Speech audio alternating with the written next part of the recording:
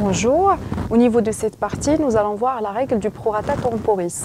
Alors pourquoi déjà nous avons besoin de cette règle-là? C'est tout simplement pour résoudre une difficulté comptable, surtout quand on fait un achat d'immobilisation qui ne coïncide pas toujours avec le début de l'exercice comptable. C'est-à-dire l'achat ne se fait pas conventionnellement le 1er janvier.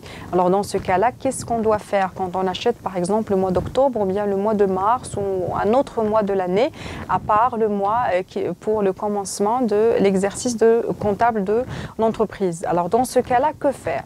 Est-ce qu'on va continuer à calculer des annuités comptables entières ou bien faut-il un petit peu adapter notre calcul d'amortissement? La réponse est la suivante. Oui, le calcul doit se faire toujours en respectant ce qu'on appelle le prorata temporis.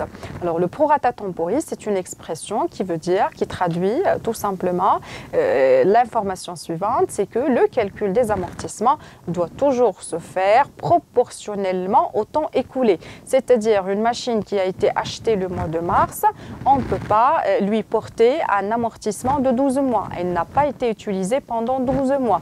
Donc naturellement, sa consommation ou bien la charge liée à son amortissement sera bien sûr inférieure à une année d'utilisation. Donc ce n'est pas forcément 12 mois d'usure ou bien 12 mois de consommation. C'est beaucoup moins. Alors maintenant, nous allons voir un petit peu comment résoudre cette question du prorata temporis quand il s'agit des amortissements comptables. Donc il faut savoir que l'amortissement est toujours calculé à partir du premier mois d'acquisition. Quand j'achète, naturellement, je commence l'amortissement, sauf quand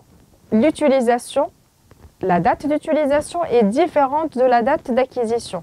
Dans ce cas-là, il faut utiliser la date d'utilisation, c'est-à-dire on a acheté par exemple le mois de janvier, mais la machine en question a été toujours emballée, on ne l'a pas encore utilisée et on a attendu 3 mois pour que ça soit déballé et utilisé.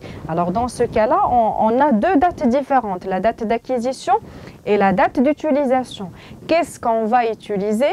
Qu'est-ce qu'on va tout simplement calculer, d'accord, pour les amortissements? Est-ce qu'on va tenir compte de la date d'acquisition, la date d'achat, ou bien de la date de la mise en utilisation? La réponse est la suivante, puisque l'amortissement s'intéresse à la consommation, à l'amoindrissement de valeur, donc naturellement, il faut toujours opter pour la date d'utilisation. D'accord? Donc face à la présence d'une date d'utilisation différente de la date d'achat, la date d'utilisation annule et efface la date d'acquisition.